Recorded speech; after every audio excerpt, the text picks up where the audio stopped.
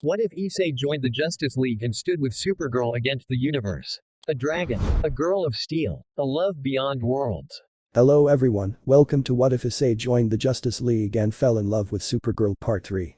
Before we start, please go support Seki Prime 2024 for writing that awesome fanfic. This is the translated version I made. There will be some mistaken characters' gender, but of course Issei is a male. Chapter 46. Omen of the Hero Faction. Queens, New York. October 12, 2017, 9:45 p.m. At night, my team and I, Issei Hyoudou, went to an abandoned factory in the borough of Queens. The reason was simple. There were several unknown and dangerous presences. It could be said that all of them reflected hatred and hostility from the darkest shadows within this abandoned factory. The Sekiryuutei with Supergirl and the rest of her team of justice, they're late. In the darkness, a man in a black coat appeared. From the shadows surrounding this man, black humanoid figures glided from one place to another. Is it a dozen? No, there must be more like 100 of these humanoid monsters here at the factory. There's no supernatural presence, mate. They're all human. Is that so? In that case, there must be more members of the Hero Faction, the faction that began operating after the fall of the ancient demons. This time, it was Zez who stepped forward, very motivated. Greetings, false heroes. I am Zez Zatenberg of the Justice League. As you may know, New York is under the protection of the Sekiryuutei and Supergirl. Tonight, however, I am also protecting it, so I'm going to say this once: if you want, you can run or surrender, but if you decide to make a single offensive move, Graham will whip you. He gripped Graham's hilt tightly and glared at these opponents. It seems Zez is still upset about his first encounter with them. The enemy man smiled at this presentation. My superiors told me about you. It's a shame you and the Sekiryuutei are on the opposing side. We will cleanse this world of the demons, the fallen angels, and most of all the disgusting aliens. Saying that, he dared to look at Kara, the love of my life, as if she were trash. Unforgivable. I looked at this guy very sharply and pointed my right hand at him, emanating a large amount of aura. If you dare look at Supergirl like that, I'll make sure your eyes never see the light of day again.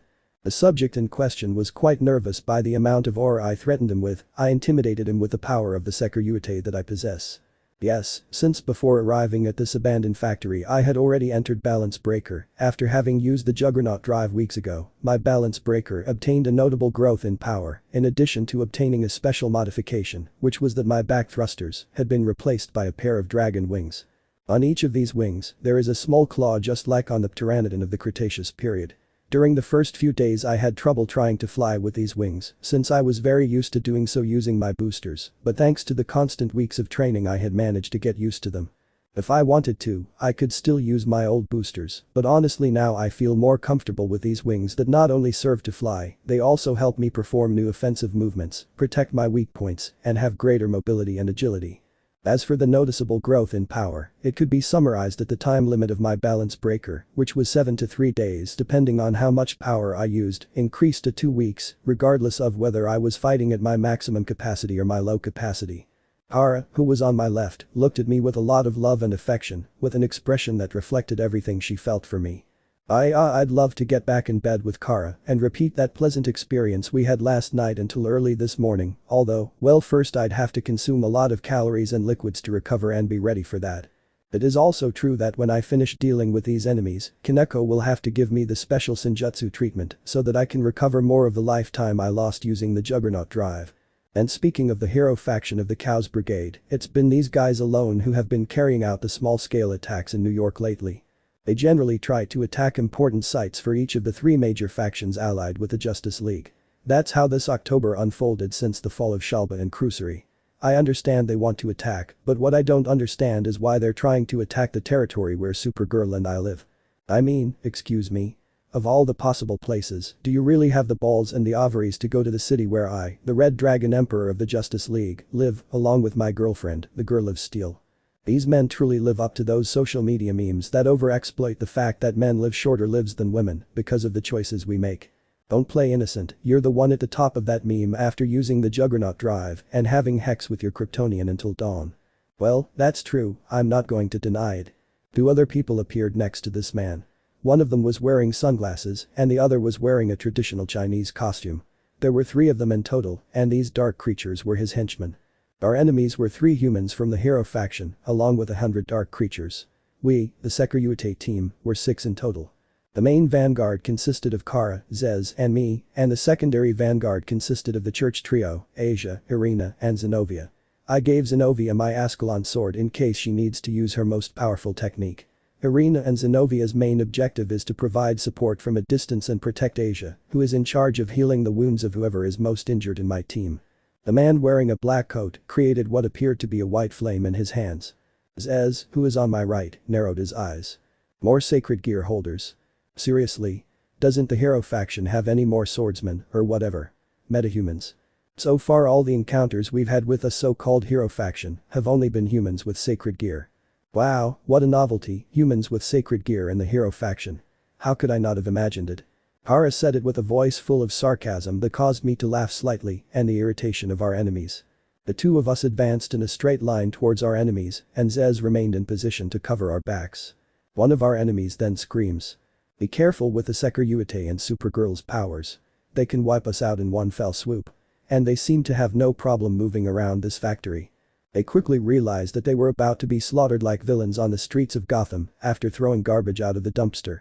I guess the aura I had raised on my scale mail was more than enough to make them feel true terror. I gathered a small part of my aura along with the energy of my nano gear in the palm of my right hand and formed in a 3-mini dragon shot whose destructive power was considerably low so that it could only hurt a human without causing fatal damage. Hara simultaneously flashed her eyes with a beautiful crimson light. She fired her heat vision and I fired my 3-mini dragon shots. Our attack synchronized as one and went after our 3 enemies. Zoon. The mini dragon shots I fired disappeared along with the heat vision Kara had fired in sync. What happened is that at the moment we were supposed to take them down. The shadow intervened and devoured or consumed our combined attacks. I see, one of them controls the shadows. It was the man with glasses who did that. Zaz. Zez, who was enveloped in Graham's offensive aura, launched multiple slashes of demonic aura at divine speed. The aura of the most powerful demonic sword went for the bespectacled man, but the shadow from before devoured Graham's aura as well. It was then that. Spit. From Zez's shadow, Graham's aura projected like slashes. Zez moved quickly and managed to dodge them and slash with his sword, having taken a defensive stance. It can take back everything its shadows have absorbed from any other shadow. It's not a direct attack. It fights defensively, returning attacks thrown at it.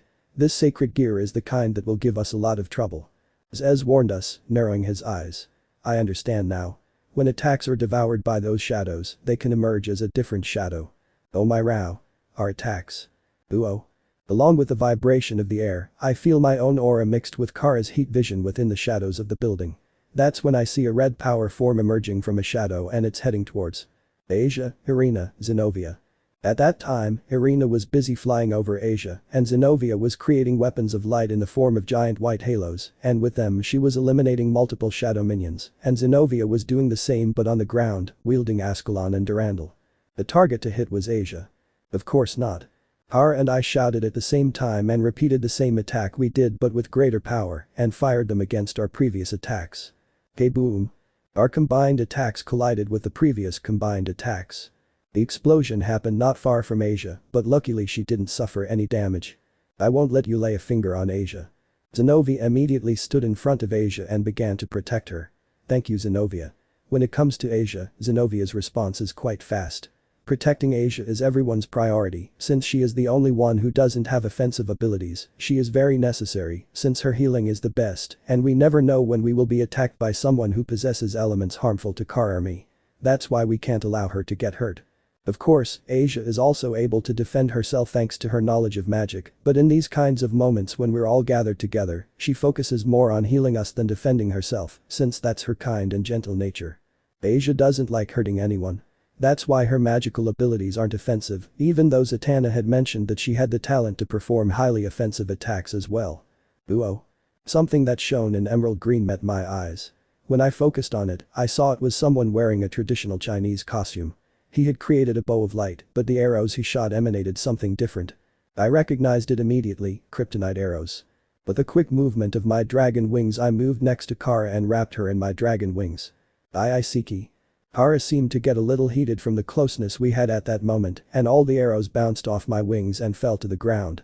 None of the arrows were powerful enough to pierce my dragon wings and if they had been very powerful, it would have been enough to raise the aura within me even more. Let's see tell me who was the one who pointed the gun at me. That one over there. I pointed at the man who still had his arc of light. He became nervous, and Kara, with a smile, blew her icy breath powerful enough to freeze the man, but the shadows rose up over the man and devoured Kara's icy breath. Kara's icy breath emerged from beneath our shadows, but she reacted in time, turning around to grab me by the neck with her hands and remove us from the range of her attack. The shadow around the man using the light bow enveloped him as if he were a wall, and then multiple kryptonite arrows were sent like infinite bullets towards the place where I was with Kara. The other sacred gear users' fire attacks also joined the attack. I hugged Kara and wrapped her in my dragon wings again, then the aura of my scale mail rose to its maximum capacity, and I received all the attacks from those two sacred gear users.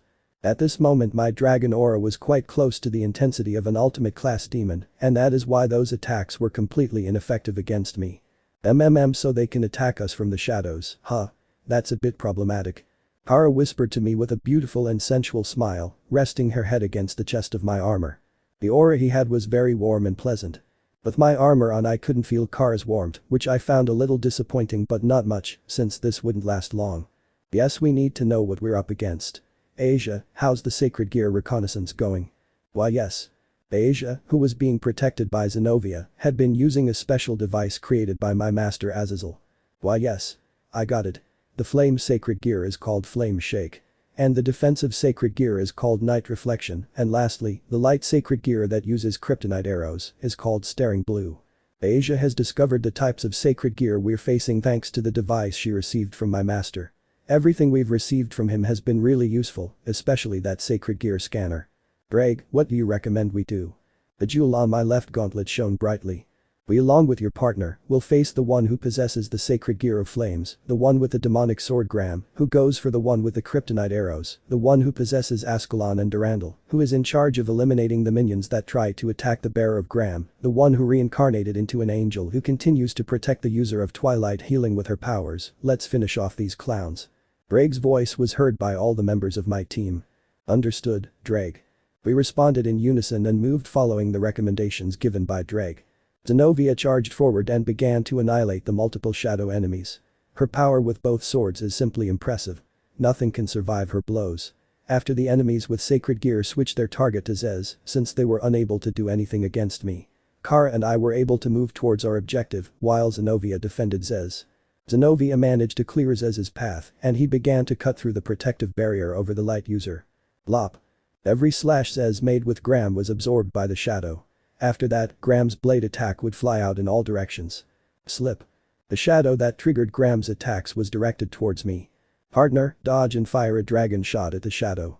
I did what Ddraig asked me, with a quick movement powered by my dragon wings, I dodged Gram's deadly dragon killing blades, created a dragon shot in my left hand, and fired it directly at the shadow. Buon. My dragon shot was absorbed by the shadows remained connected to each other as they return attacks. Sigurd's air. Since the shadows are still connected, my partner's dragon shot will come at you. Cut it in half inside the shadow without consuming its aura, then have it explode at full power inside the shadow before it appears. Understood, Ddraig. Zez followed Draig's order, thrusting his demonic sword into the shadow. Hey boom. The sound of my dragon shot exploding was heard along with the sound of a person screaming. Kara turned her gaze in one direction, and upon looking there, she saw the man with the shadow sacred gear flying away, badly injured, his body smoking slightly. Ahahahaha. Just as I thought, if the attacks explode inside the shadows, the user will be hit as he can't control the explosions. Even though he can change the directions of our attacks, he can't change the impact of them. Ddraig said it, and I could see him smile as he said it. What an idea. Just what I expected from my partner, the legendary Welsh dragon. As I admired my partner looking at the jewel on my left gauntlet, a kryptonite arrow that was not fired by the light arrow user appeared above me. Kara. She reacted in time and fired a powerful heat vision at the arrow, managing to destroy it in mid-air mid-impact. The surprise attack caught us all off guard. Kara used her X-ray vision to search for a fourth possible enemy and succeeded. The enemy is outside the factory, do you want to take care of him, Zenobia? DCH. 2 sacred gear users who can fire kryptonite arrows. So they were planning to ambush us from behind, huh? I'll gladly do it, Supergirl. Irina, take charge of protecting Asia. You can count on it. Zenobia quickly left the factory following the path Kara pointed out. Kara and I looked at each other, then turned our gaze towards the user of the sacred gear of flames, and after a mutual nod we flew towards him. Damn you too, Sekiryuutei, Supergirl. The flame user created a long-range fire attack with both hands, but Kara countered it very easily with her icy breath. If you plan to defeat us, you'll have to try much harder. As Kara easily contained and overwhelmed the flame user, maintaining an unfair advantage in the clash of powers, I closed the remaining distance between him and me and punched him in the stomach with my right fist. Boon. It was a direct hit. The flame user spat out blood and saliva, his eyes rolling back as the blow knocked him unconscious. He crashed into a concrete pillar and then fell to the ground defeated. Wham. Ugh. At the same time, Zez gave a tremendous slash across the back of the user of the sacred gear of light who fell defeated, while the aura of dark crimson red emanated from his back like smoke. Tracks. One of the windows of this abandoned factory shattered and the body of an unknown human fell out, defeated and unconscious. Through the same broken window, Zenovia appeared, defeating the fourth enemy. Haha, it seems we defeated them all.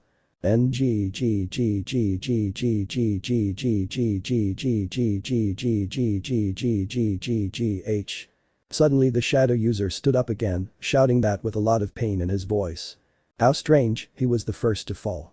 Doesn't he give up? My team and I regrouped and saw the last of our enemies for the night. Take my advice, just give up. When I told him that, something black enveloped him completely, then that dark thing continued to expand until it covered the entire factory. What's going on? For a moment I felt chills. What is this feeling? Is it a strange power in the shadows? It felt strange, a sudden change, or had something new arrived? Flash. The flash of light appeared below this shadow user, then a magic circle formed. It was one I wasn't familiar with, but it seemed to be a teleportation circle. The shadow user was enveloped in that light and simply disappeared. Well, it seems that this is over. I took a breath and made the part of my armor that covered my face disappear. Good work, team. Even though we had no wounds, Asia's healing aura enveloped us all, sharing her healing warmth. All our enemies were defeated and Zez was in charge of handcuffing them with special handcuffs that my master Azazel built to suppress the powers of sacred gear users, although they don't work on longiness. We'll take these people to Azazel Tower, where they'll be held in containment cells. They'll be interrogated later in case they have any useful information. Well, we missed one. Does anyone know why? Zenovia asked and returned me to Ascalon, which I stored back into my boosted gear. It seems Ddraig knows what happened. I find it curious. I know I'm a newbie to the league, but can I give my opinion? Irina asked that, raising a hand. Yes please. I asked my childhood friend for my approval. I find it suspicious that the hero faction's actions so far have been to attack us with users who honestly aren't a threat. What are you trying to tell us? Zenovia asked in confusion, crossing her arms. Irina continued to explain her point. If they really wanted to defeat us, I highly doubt they would keep sending people like the ones we just defeated. I mean, they should be aware that to defeat Ice Kun's team, they'd need at least many humans at the level of the supreme class. If nothing has changed in the leader of this faction's strategy during the last attacks, then that leads me to the conclusion that he is experimenting with us. Experimenting? What do you mean? You mean experimenting on us? Kara questions with a frown and Irina shook her head. More like, well, this feels more like an experiment on their own people. They're sacred gear wielders. It's just something that occurred to me, though I don't know how to explain it, but the fact that they always send their forces to New York and not precisely their longinus wielders seems strange to me. On top of that, this territory is the strongest among all the factions, because if we do a count, here is the Sekiryuutei, Supergirl, the wielder of the strongest demonic sword. Also the user of Durandal, and the Azazel Tower where the supreme governor of the fallen angels is located. Irina finished explaining her point. What the hero faction plans is for its sacred gear users to achieve a change drastic enough to be able to contradict the flow of the world. We all fell silent upon hearing what Ddraig said out loud. Of course, how could we not have thought of that? They're forcing humans with sacred gear to achieve balance breaker. Kara said this while hitting her forehead with the palm of her right hand. Yes, it's just like Ddraig and Irina said. The hero faction's movements were very strange if their plan was to defeat us, but with what Ddraig added, it all makes sense. That could mean that the mist user disappeared because maybe he managed to achieve his own balance breaker, right? Zenovia said that and Zez nodded. That should be the safest. When I trained Issei in the past, I forced him to reach his limits every day so he could reach his balance breaker. Back then, the only one with power was me. Now, there's Supergirl, and Issei practically surpasses me by far in power. There's also Zenovia who has Durandal and uses Ascalon in the process. Irina who just joined us, and Asia who can heal us if any of us get hurt. It wouldn't be strange if our enemies with sacred gear could achieve balance breaker by facing us kamikaze. So, most of us are rare monsters that can be used to gain a lot of battle experience. Thanks to Zez, I had improved a lot and achieved my first balance breaker, but the power I had back then doesn't compare to what I gained from fighting Old Man Tannen, and since there are several absurdly powerful individuals in the city, it's logical that our enemies with sacred gears will come out with a lot of experience if they are not defeated. Well, that makes sense, it's still pretty chaotic. Asia said it, and Arena followed after her. Yes, they are being very self-destructive when facing us, and that doesn't seem to matter to them much, as long as they get their own people to have the balance breaker. After finishing our conversation, the 6 of us headed to Azazel Tower to transport the 3 prisoners we obtained. While we were in the Azazel Tower, we had a surprise encounter with my master Azazel, who finally came out of his laboratory. Oh. Shamhaza had mentioned tonight's attack to me, good work guys. Azazel greeted us, then stared at me suspiciously with his eyes narrowed. Ice, come here for a moment. I exchanged confused glances with my friends and girlfriend, then shrugged and walked over to my teacher's side. If it's because I wasn't there today, Azazel silenced me by pointing at me with the palm of his right hand, then he stared at me as if he was sizing me up and made the gestures with his hands, inserting his right index finger between his thumb and left index finger. He put his right index finger in and out, maintaining a rather lascivious look at all times. It took me a few seconds, but I understood what he was asking me and nodded, smiling. Seeing my affirmation, my teacher offered me his hand for a handshake, which I accepted. That's right, master. That's right. Today I just had hex with Kara. I'm not a virgin anymore. I survived snoo. We both smiled with extremely lascivious eyes, and as we finished shaking hands, my teacher said to me. You've made great progress, Ice. Keep going on the path you've chosen. But always remember to protect yourself. Even if you've done so, you're not ready for that stage of your life. Of course, sir. Sir, yes sir. This also calls for a celebration, you know. Of course. When and where will it be? I'll contact Serziches, but only with him. It'll be you, me, and him. After all, he loves playing the big brother role, Azazel knows about role-playing games with Serziches. Okay, thanks for the good vibes, master. Azazel nodded and I turned around with a rather happy smile, returning to my friends. They were very confused by the exchange I had with Azazel. San, what were you talking about? Asia questioned, tilting her head in doubt. It's something between him and me, don't worry Asia. I told my innocent friend with a smile, while Kara stared at me with suspicious eyes, then she opened her eyes and blushed almost as much as her cape. Did she notice what I talked to Azazel about just now? Zez looked at Kara, then looked at me and a smile formed on his face. Congratulations, you are now a real man, Red Dragon Emperor Issei, and as for you, Kara, perhaps you can consider yourself no longer a girl. Zez couldn't finish his sentence as Kara punched him in his right arm. Consider yourself a dead man if you finish that sentence in front of Asia. Ouch, even that hit hurt me. When Kara wants to hit, it hurts. Issei Kara department. Later. Kara and I returned home, and after taking a bath I summoned Kaneko so she could give me the Senjutsu treatment. How are you? Kaneko was in Nekomata mode, with me in my room. Kara had decided to wait in the living room, waiting for her to finish the treatment. This treatment consisted of Kaneko holding me. Yes. It feels good. Always, once a week, I have to receive this treatment from Kaneko, where she uses her body and Senjutsu on me. Her chakra feels quite warm and stimulating inside me. At this time, as with every treatment, Kaneko is wearing a thin white cloth that purifies the body and allows the chakra to be used more easily, although the cloth is so thin that it is a little uncomfortable given the situation I am in. I feel like I'm taking a second bath at an ideal temperature both inside and out. I've already removed the fatigue you have. I've also been able to restore a couple of years of your life that you lost from using the Juggernaut drive. Kaneko smiled at me as she said that. She looked a little flushed, although I couldn't be sure if that was because of the treatment in general or because of the way we remained hugging. Yes, I thank you from the bottom of my heart. Many people will be sad if Senpai dies, me too, that's why I'm doing my best to restore the life you lost, that's why please don't try to use that power again. Kaneko says this with tears in her eyes, as if she's begging me to never use the Juggernaut drive again. My heart is filling with tenderness. I can't possibly say no to that cute little face. Yeah, I'm sorry about that. I won't do anything to worry you again. It's just that time, well, humans or metahumans tend to be very self-destructive when it comes to losing a loved one. But no matter what happens in the future, I'll try not to do that again. Azazel had also warned me of the terrible consequences my second transformation would bring with the little life expectancy I had left, as it was like carrying a time bomb. Yes please. Kaneko hugged me a little tightly and I couldn't help but blush a little. I realized that somehow, everyone in the Gremory clan had opened up to me as if I were one of their own. Even the cold petite girl Kaneko, who was currently hugging me so warmly. Suddenly, Kaneko's face turned slightly red. "Senpai, there is actually a much faster way to restore your lost life." Which one is it?" "It's Bobucha Jutsu." Is this some kind of special technique?" "What is that?" "A woman who specializes in the use of chakra has to share her chakra with a man, and that restores the basis of life to a large extent." Was there really such a convenient jutsu? "We could try it if you don't mind, of course." When I said that, Kaneko's face turned bright red and she started to get nervous. She then said to me in a broken voice. I understand B, but it would be my first time, so." "Huh? Your answer seems quite strange to me. Maybe I should ask for more details. It seems as if something is about to happen due to my confusion." "And tell me what must be done to carry out the Bakutsu." "Uchijutsu is when a man and a woman become one. It's a jutsu where the woman has to send her chakra directly into the man's body." Hey.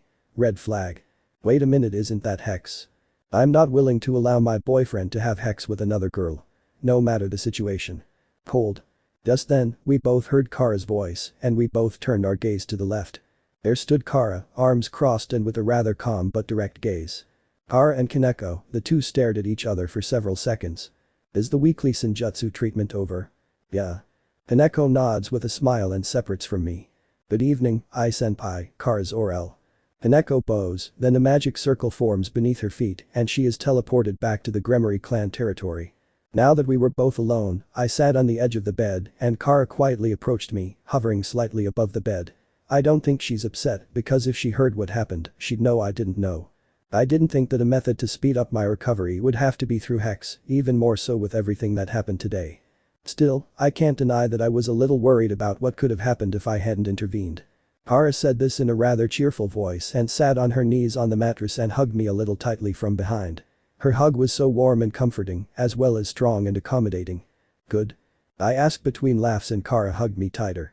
I was quite alarmed when I heard that. "I'm sorry. I know it was just a misunderstanding at the time." Kara lifted her chin from my head and moved to the right side of my face, lovingly kissing my cheek. "Since we're alone, could we make this moment special?" I understood perfectly what Kara meant, so I turned around and, with a playful smile, kissed her on the lips with a growing passion. She reciprocated by placing her hands behind my neck. I took her thighs and we both lay down on the bed. Kara made sure we were covered under the sheets and the passion we felt only increased. You could say this would be another long perfect night of love and passion. Hello, as you probably already know, there will be a change in guidelines starting April 15th on Wattpad. Luckily, that won't alter my story because, as you well know, since the first chapters, all the high school DxD characters became 18 due to the time skip. Still, I think it would be good to clarify the age issue just in case, so here are the ages of these characters. Justice League. Issei's team. Issei Hyoudou. 19 years old. Kara's Orel. 19 years old, not counting the time she spent in the Phantom Zone. Zez Zatenberg. 23 years old. Asia Argento. 19 years old, same age as Issei, as in the novel. Zenobia Quarta. 19 years old, same case as Asia. Irina Shidu. 19 years old, same.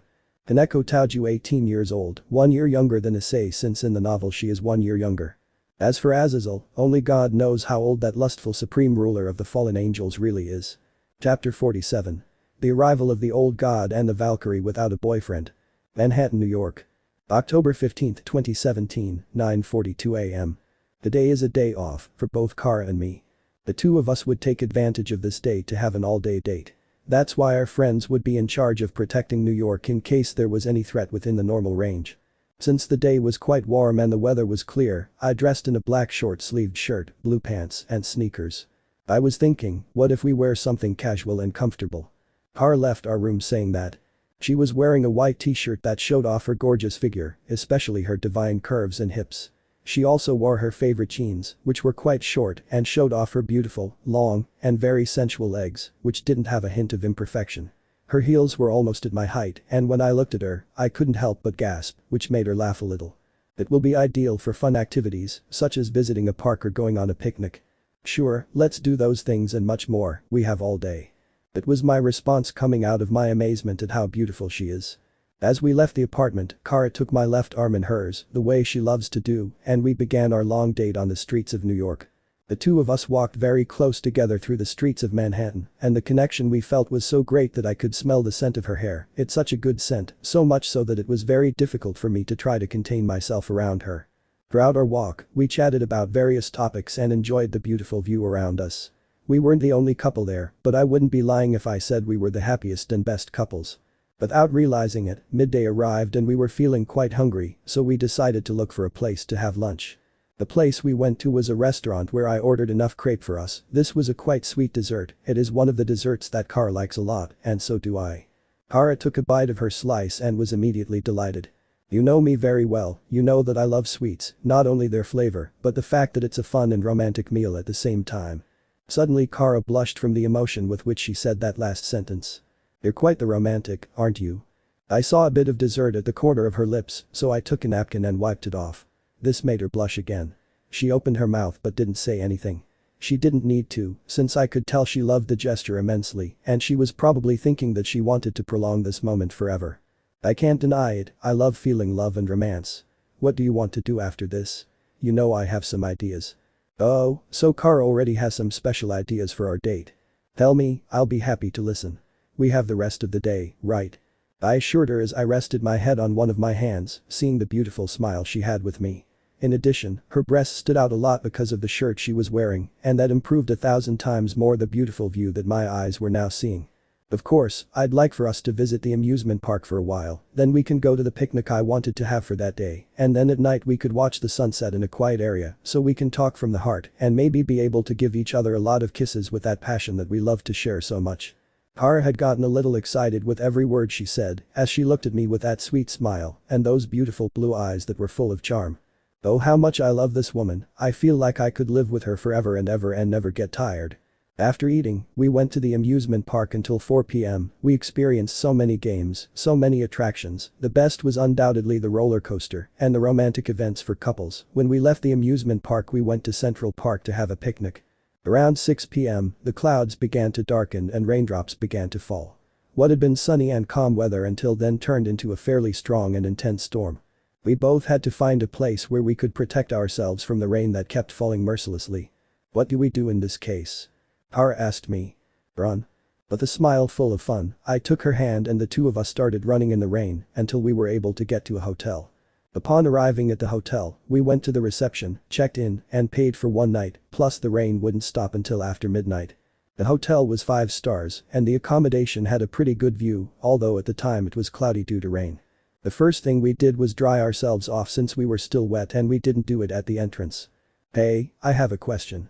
I heard Kara say as she dried her head in front of the mirror inside the bathroom. Tell me. What do you like so much about me? I feel like you understand me perfectly and I'm free to be myself without feeling like you have to judge or criticize me. I feel safe and happy when we're together and that's something I can't explain. It's a very unique feeling. Well, there are many things.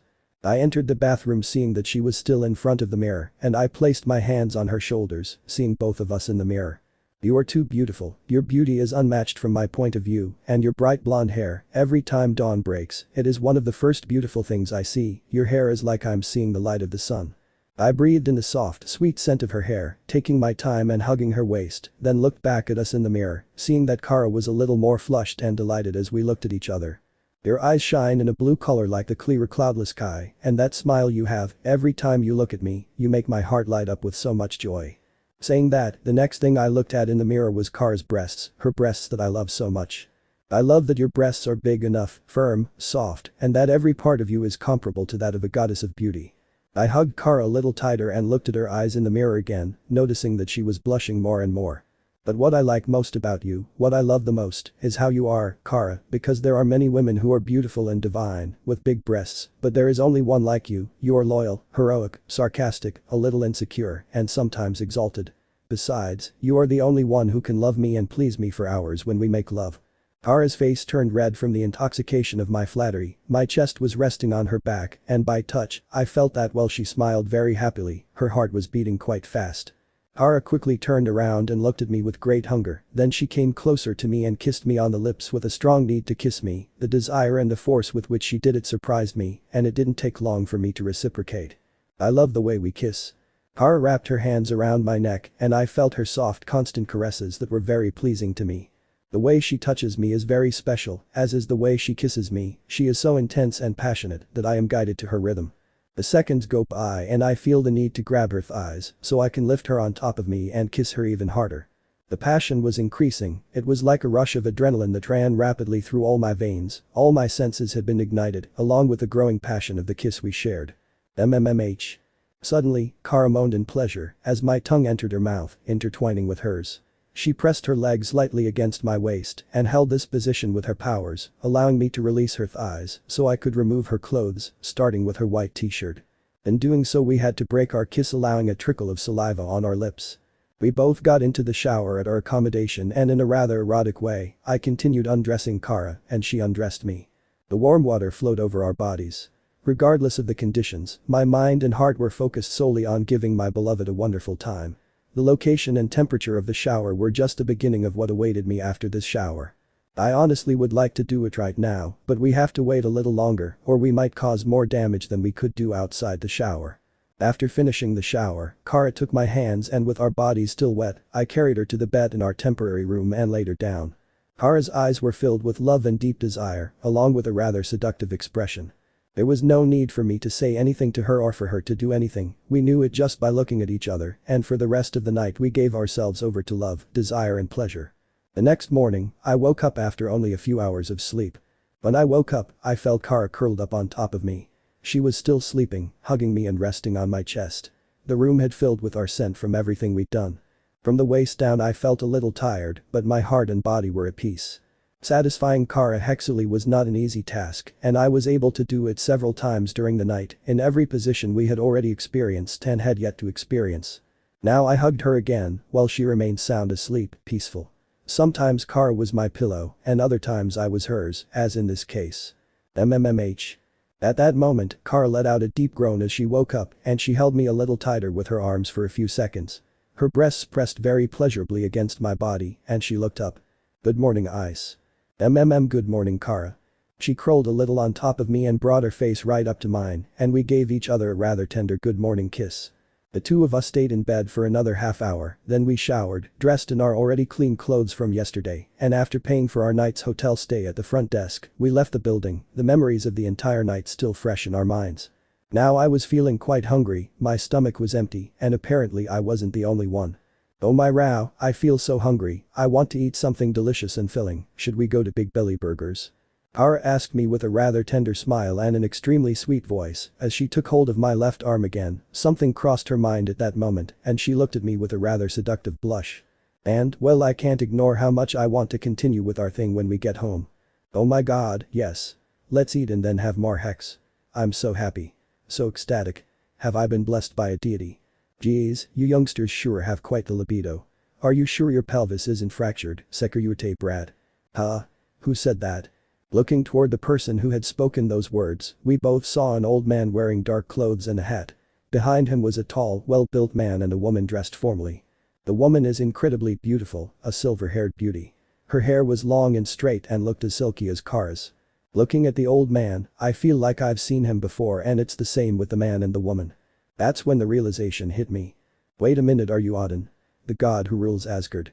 Yes, he was that person. Oh ho ho ho. It's been a while since we've seen each other. It's me. I came here from Asgard. The old man with an eye patch said it with a rather lascivious look, as if he was sizing me and Kara up. Lord Odin. What are you doing here? Kara asked him, confused by the sudden appearance of this god. Yes, why are you here in New York? For tourism. Isn't it a little strange right now with all the terrorist attacks happening? At least that's what it seems to me, the uniformed woman said. Lord Odin. Don't you think this isn't the right place for you? You're God, so please act like one. Oh. She started yelling at the god ruler of Asgard. Come to think of it, this girl was wearing armor last time, and her name, if I remember correctly, is. Leave me, Rossweisse. You're a Valkyrie who has to take care of heroes, so you need to learn the typical things that are done in these places. Maybe you learn a few things from these young people who apparently just had a blast all night long. Odin smiled approvingly as he looked at me and Kara in a rather lascivious manner. Both Kara and I were speechless with everything we heard. I mean, we weren't prepared to see the god who rules Asgard like this again in the first place. Rossweisse looked quite furious at Odin's attitude and yelled at him for insignificant things. I'm so confused by what's happening. What's going on? Kara asked me in a low voice as she whispered in my ear. As I didn't understand what was happening, I shrugged my shoulders. Suddenly, Rossweisse looked back at us and looked quite serious. I know I'm a Valkyrie who has no say in the matter. But you two shouldn't be doing things like that at such a young age. So Rossweisse just angrily complained about Kara and me having hex. We both felt embarrassed by this situation when we were scolded by this woman who was not much older than us. Glancing sideways at Kara, I noticed that she was a little annoyed by Rossweisse's attitude. Look, Rossweisse, you don't have the right to tell me what I can and can't do with my boyfriend. I'm not a child. I have the right to follow my desires and impulses. If you can't do that at work, then that's your problem. Unlike you, we can. Kara had given that answer to Rossweisse in a blunt manner and smiled at me nervously, almost furrowing her eyebrows at what just happened. At that moment, Rossweisse stiffened quite a bit and I remembered something else about this Valkyrie. Kara, don't bother her too much, remember that she doesn't even have a boyfriend.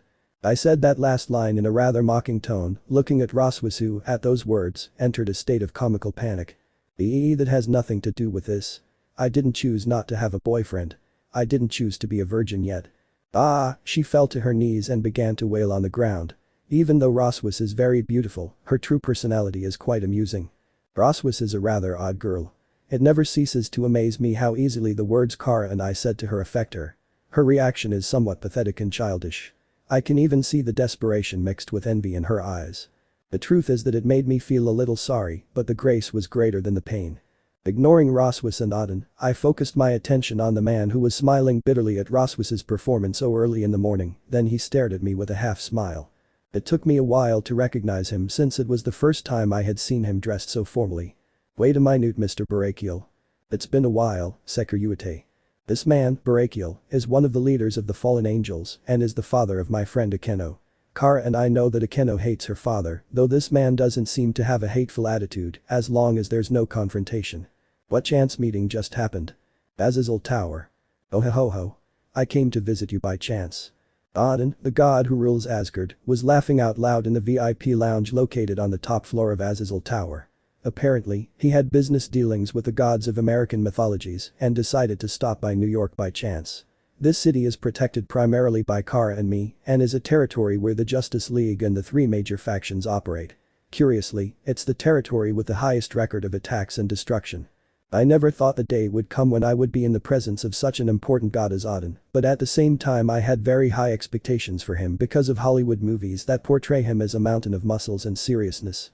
In the VIP room were my master Azazel, the Justice League, Brachial, the chief god Odin and Rossweisse. Kara and I had summoned the League and informed Azazel of what had happened, and he had set up this VIP room in record time, as he was still deeply involved with his experiments. Queen of the Amazons, your beauty is worthy of a deity. Odin flirted with Diana with a rather lustful smile, and Rossweisse immediately hit him on the head with a paper fan. Lord Odin. You can't look at her in a perverted way, she's a queen. The old man massaged his head with his half-open eye. Is it okay to beat up a god boss like that? This Valkyrie is impressive. Kara tried to stifle a laugh at that scene. Gosh, you're so stubborn. Diana of Themyscira is famous for being a beauty with a glamorous body, so I can't help but check her out. Oh, this one here is my escort. She's a Valkyrie, and her name is. My name is Rossweisse. I'll be in your care during our stay in New York. Nice to meet you all. With Odin's introduction, Rossweisse greeted us.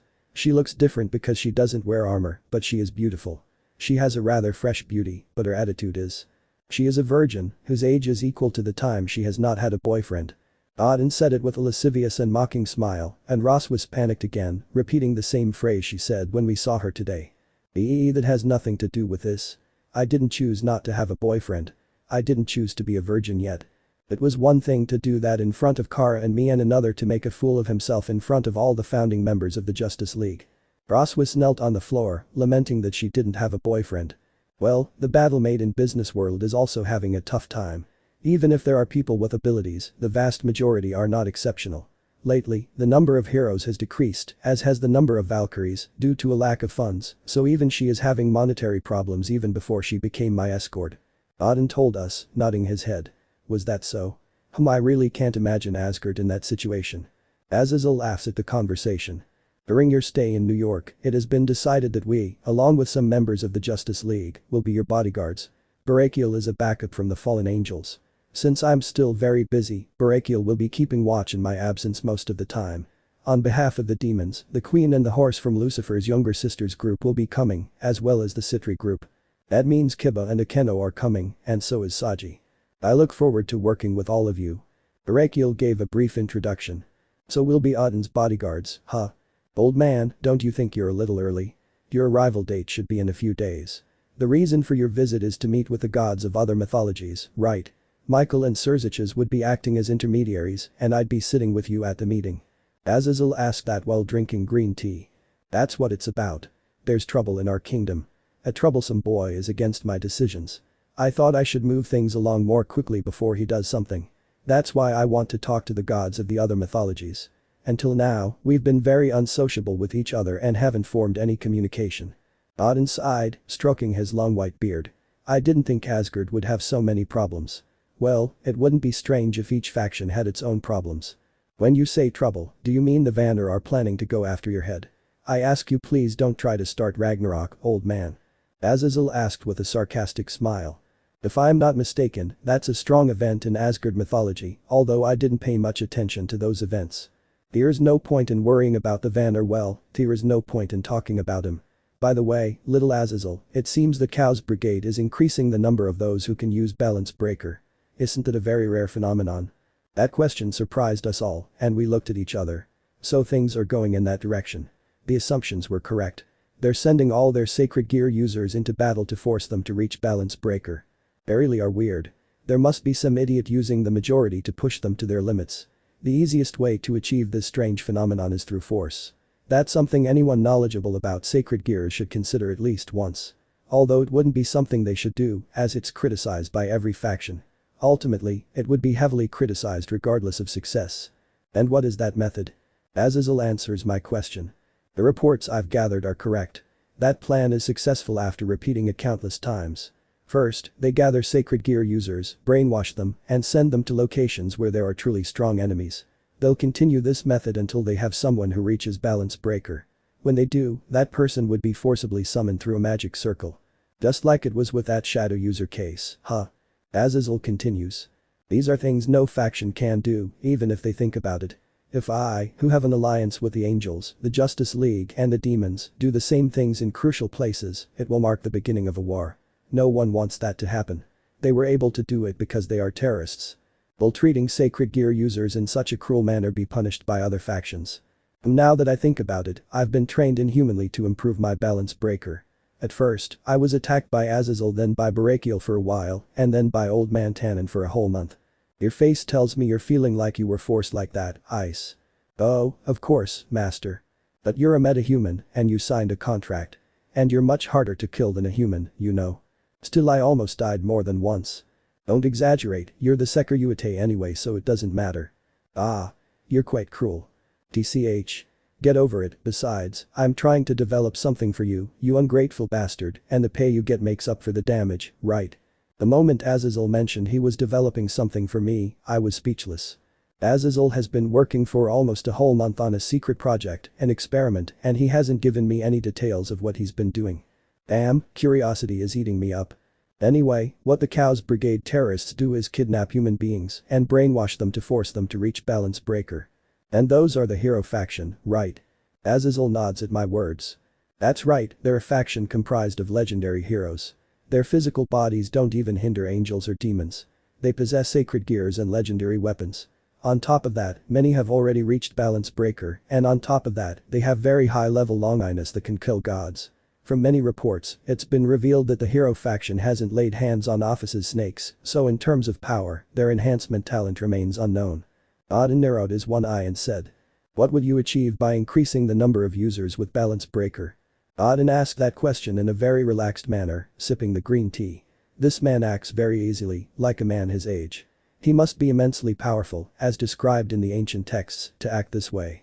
Well, that investigation is still ongoing, we won't get anywhere if we discuss it here. Dude, do you feel like going somewhere? When Azazel asked him that question, Odin smiled, forming a lascivious expression again. I want to go to a brothel. Haha. You sure have good taste, Lord God, boss, of course you do.